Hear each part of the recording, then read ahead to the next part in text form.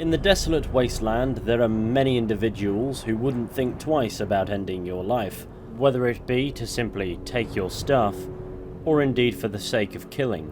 These unscrupulous characters are often known as raiders, bandits who roam the ruins of the old US, preying on small settlements and lone travelers, taking advantage of the lawlessness of post-apocalyptic life. But when needs must, how does one engage with such evildoers? Do we avoid them at all costs? Do we kill them with as much remorse as they'd have showed for us? Or do we go hunting? And if we've decided such extreme measures are necessary, to what extent do we lose ourselves in the darkness, and does that make us as bad as the villains we slay? Today's video is going to be focused on a rather fascinating character indeed. A man with a depraved artistic flair that opens a window to a bloodthirsty mind. And he applies it to bear a gruesome reckoning upon the raiders of the Commonwealth. Is he a vigilante bringing justice to the scum of the region? Or a serial murderer? All that to come and more as we explore the morbid dilemma of sorts of Pickman.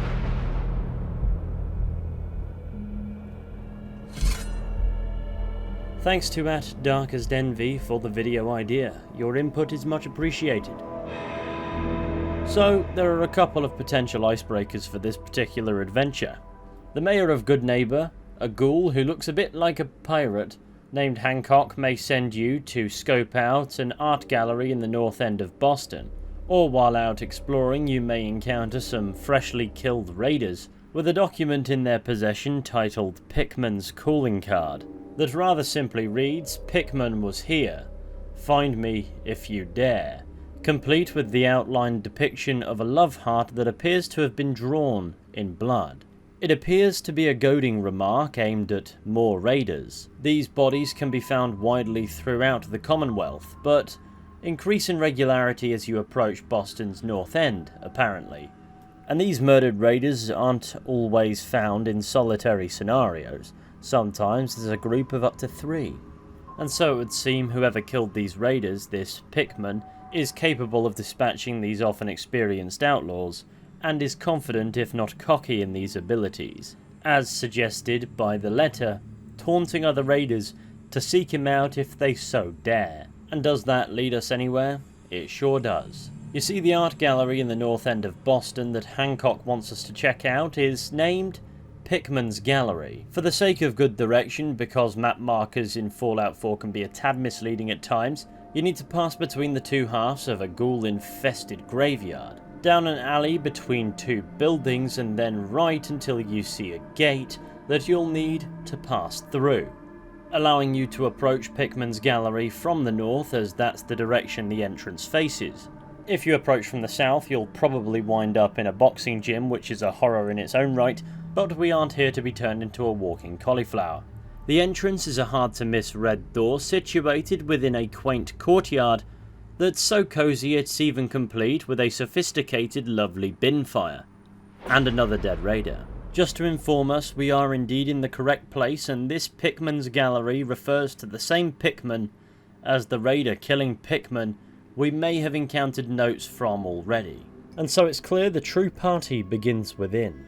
And upon entering the house, after a long loading screen that makes War and Peace look like an appealing alternative, we enter to a gang of living, breathing raiders hunting down this elusive Pickman. You think we're gonna catch this Pickman psycho? The slippery bastard got away before, but Slab won't leave a man breathing after he's hunted our crew. I heard Pickman skinned Roy alive after he snatched him. Let the rats get at him. Gives me the creeps just thinking about it. No joke. The faster we clip this asshole, the better. It always feels like something's watching me in here. After annihilating the obviously unwelcome raider presence, we're able to stop and examine the grisly scenes within this rundown building. The place, for lack of a better term, is absolutely caked in human remains, from rotting bodies to fresh ones, decorated with heads mounted on spikes, and of course nothing quite lights up the room like the hot red stains of arterial blood. Even the paintings that grace the walls convey this horrifying form of artistic home expression. And we haven't even left the first room yet. This is a true house of horrors, at least from a raider's perspective. From the moment you walk in, you're met with this disgusting visual of being surrounded by art crafted from human remains, as if stepping directly into a maniac's mind. And something tells me this isn't a nightmare a hapless raider that happens to walk in is going to wake up from. And that appears to be the case for this fresh corpse on the floor, for in his inventory we can find a holo tape titled Message to Jack. Seth, it's me. I found out what happened to the scouts who went missing up near the old art gallery. They're dead, Seth. I'm looking at a goddamn painting of Cal's body. Oh, God. What the hell did I do to him?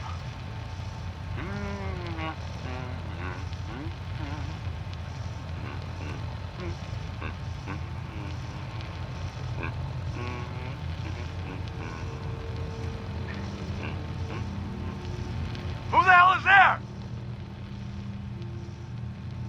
Admiring my collection. I'm afraid it's not complete yet. Soon, though. Stay away from me, you psycho! Yes, just like that. Hold that expression on your face.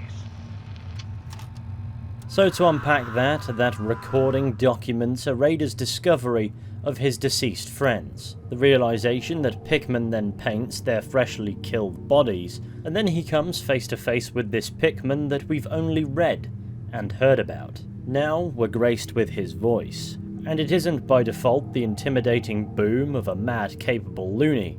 Rather, in his words, callously encouraging the raider to keep the horrified expression that's left to our imagination, it becomes clear he relishes in the suffering he inflicts. A point hit home as we move through the rest of his house. More or less every room on the first 2 floors of this dilapidated townhouse is filled with the corpses of many raiders in various stages of mutilation.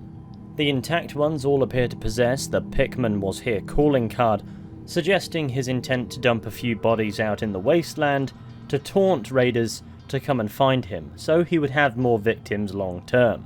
Other bodies are more extensively dismantled, and though it may seem they are just dumped anywhere, it is worth questioning where in the post-apocalyptic world is Pickman getting so much red paint. The answer of course being he doesn't. He's using his victims' blood, and therefore the macabre paintings become an extension to the horror of these scenes. Not only do they depict the blood-curdling final expressions of his victims, Pickman's also been breaking their bodies down into art supplies. And if the empty frames throughout the rest of the house are to be believed, he's nowhere near done. And I hate to be the bearer of bad news, but I don't suspect his idea of an avant-garde chandelier is going to catch on. No matter, this man who goes by Pickman is nowhere to be seen, dawning the irrational thought that maybe he's hiding somewhere waiting to jump out at us. That is obviously not the case. If you recall, we had to dispatch an entire platoon of raiders upon our arrival. If this monster of a man has any sense whatsoever, he'll be long gone. Interestingly, there's a door on the ground floor that's locked to a master level, and based on its positioning in the house's layout, I think it's a good guess to say that it leads to a basement. We can force our way through and waste some good bobby pins in the process if we want, but on the other side of the house on every floor there appears to be a hole in the wall that reveals a nook, and from the very top floor in what appears to be his bedroom, we can find a way into it, and through holes in the flooring here, we can make our way down to the basement. There are also bombs in here, so keep your wits about you. Returning to the ground floor this way will reveal more raiders. I got the door open. Let's go.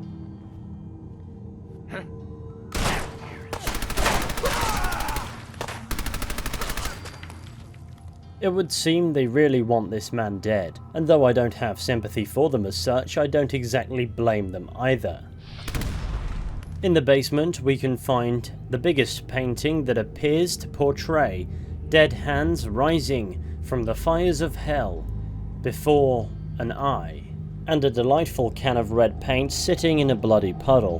But your inventory will refer to it as a blood can, confirming that Pickman is painting with human blood. There are also human bodies and meat sacks down here, adding to Pickman's kill count, which probably qualifies for countless status at this point, and most importantly a hole in the wall that we can only assume leads to a network of tunnels tunnels currently being scoured by yet more raiders looking to put an end to the phantom that's been taunting them. There's no doubt that this is where Pickman must have gone, and so onwards we must go. You can't hide forever, you sick bastard. Pickman! Oh, fuck. Get some, motherfucker! Ah!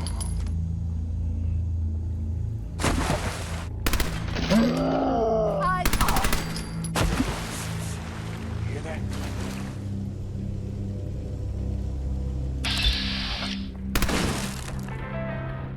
We slaughter our way through the lawless brigands, venturing deeper and deeper into this tunnel network, and you may feel the sudden itch of a moral question. If these raiders are here for Pickman, a murderer as depraved as they are, why are we getting involved? There's no point saving them from him because they're every bit as bad as he is, and there's no point saving him from them because he's a serial killer, to be frank, and he kills them to indulge his artistic interests. Is he killing the raiders for the greater good of the Commonwealth? No.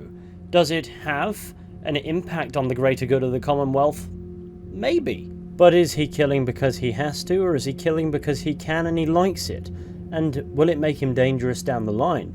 All interesting questions. You can't hide forever, Pickman. You hear me?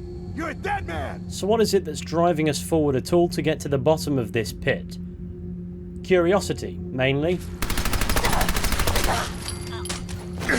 It's also possible that we too are partial to killing a good raider on occasion, if not every single one we encounter.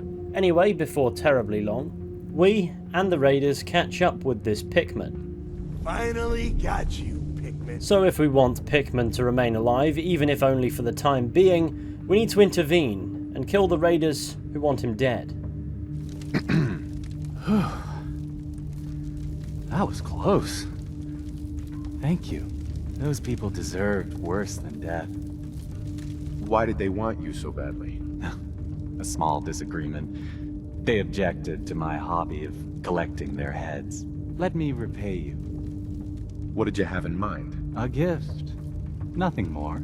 If you visit my house again, look deep within my painting, Picnic for Stanley, and you will find my gratitude. You'll need this. Pickman gives us a key to the safe in the house, and seems perfectly civil with us. He also admits to being a raider headhunter, but that puts his activities rather lightly, I must admit. Go claim your reward. So the madman isn't hostile with us because we aren't a raider, and is even willing to reward us for aiding him. If we want, we can kill him ourselves if we're so inclined, but there's no fun in that. We head up through a hatch, are subjected to another agonizingly long loading screen for absolutely no reason, and emerge in the exposed interior of a building filled with paintings that are far less morbid. Considering what we've witnessed so far, we'll take the levity wherever we can get it. Then we can take the short stroll back to Pickman's Gallery, where behind one of the paintings in Pickman's rather ironic living room, we can find a safe, within which we can find some bullets, some bottle caps, some other stuff, Pickman's blade, which no doubt has been used to end the lives of countless individuals and then do unspeakable things to their remains, but it does an additional 25 points of bleed damage, so who cares? And he's also left us a lovely note. It's in that classic Pickman format and simply reads, "Thanks, killer," and is signed with that bloody love heart. Did he pre-prepare this on the off chance the raiders got the drop on him in his basement, and someone capable of wading through an army of raiders just happened to be nearby? Or did he take a shortcut up here and place the gift within after we saved him? Most of it makes sense to be there anyway, but Pickman's thank you note doesn't. So it's just as well that in the event that you fail to save Pickman or simply choose not to save him from the raiders, that note will not appear.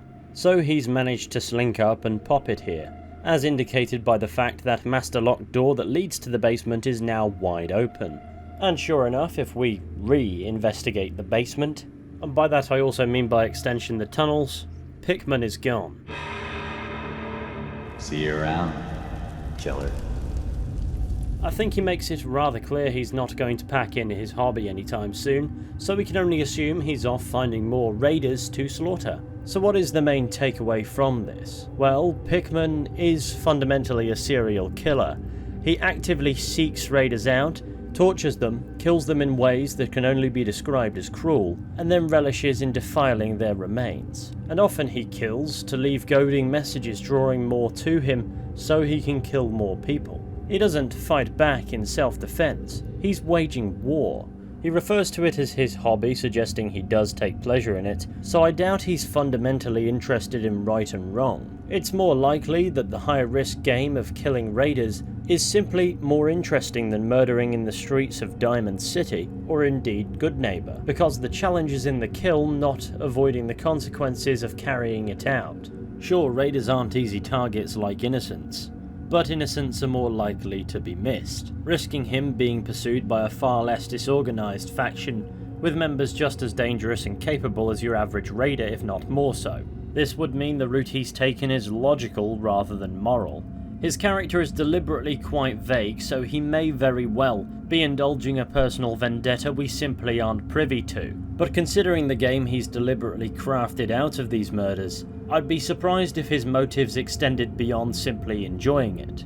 And that made me wonder, perhaps he'd killed before he'd formed this fixation on raiders. After all, a spade is a spade, no matter whose head you're hitting with it. And though there's no real evidence to suggest that he has killed people who aren't raiders, I did find a couple of dresses laying around in some of the drawers. Not the kind of attire you'd expect a raider to be donning, and though I hate to make assumptions in this progressive age, it doesn't really seem like Pickman's thing either. The loot could be randomly generated, of course. I've seen nothing to suggest that these articles of clothing have been specifically placed, but let's suppose this is deliberate for a moment.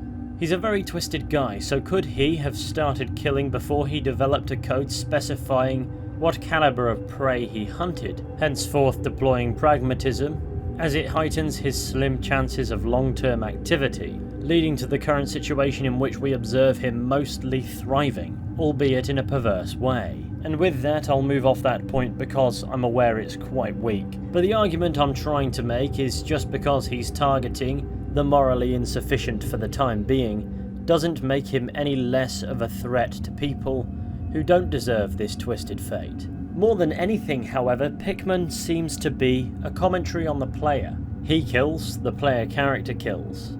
He enjoys it, you, the player, enjoy it. After all, it's a game, it's designed to be fun. He might craft paintings and all sorts, but you too exist in this world of no consequences, because in the event you do something that makes you public enemy number one, you can simply load the game. And even if you couldn't, what you do in the game has no tangible impact on your actual life. Therefore you laugh when your bullet lodges in a man's skull, causing his head to explode, and forego the horror you'd feel if such an event occurred in real life. I mean, I'd hope. I don't know if any psychopaths are watching. If you are, hi. What I'm getting at is Pickman functions as a mirror for our own actions, and therefore it makes sense as to why he, a killer, calls you killer. Killer. And that might also serve as evidence as to why Bethesda wouldn't give him an elaborate backstory that renders his mission to annihilate raiders in such a gruesome way sympathetic, because they've created a character here who kills because he can, not necessarily because he has to. It's a critique on those enjoying a far less than mindful playstyle. RPG storytelling 101, I guess. So with that considered, I think we've received adequate insight into Pickman's mind, but there is one last angle to explore. The reference. You see, this entire bloody tale is an Easter egg. It's a nod to a short story written by H.P. Lovecraft named Pickman's Model, that follows an artist named Richard Upton Pickman, who uses models to paint horrifying images. In the story, he too has a home in Boston's North End that contains a studio in the cellar, and that cellar just so happens to be connected to a tunnel network. But the similarities don't end there. The paintings grow increasingly monstrous and evil, and at the very end, the narrator discovers the inspiration for these paintings aren't born from the painter's imagination, rather monsters that were real. Pickman in Fallout 4 also appears to draw inspiration from real monsters, although these are more metaphorical monsters, raiders, murderers, human scum. So perhaps the same meaning can, to a degree, be interpreted, Nonetheless, we have our Easter egg, and I have the feeling H.P. Lovecraft is going to crop up an awful lot more often in these Fallout videos. So that's something to look forward to. Anyway, that marks the conclusion for today's video. Thank you all for watching. I really hope you've enjoyed today's ramblings. If you did, be sure to go ahead, leave a like, subscribe, share the channel with your friends and all that wonderful stuff. It would be massively appreciated. And of course, dive headfirst into the comment section and let me know what you would do, or indeed have done in your own playthroughs, with Pickman. Did you let him live? Did you save him from the raiders and kill him yourself? Or did you let the raiders claim their prize? I'm quite certain there's a case to be made for all outcomes. Be sure to let me know which Fallout mysteries, stories, or lore shenanigans you'd like to see me explore next. It helps massively when it comes to plotting content, and is of course perhaps the best way to ensure that I eventually cover your favourite topics. And if you're feeling generous enough to bang me a follow on some social media, you can also contact me there with ideas, theories and all sorts. But all that remains to be said is I hope to see you all very soon with another video at some point. But until next time, please take care and goodbye.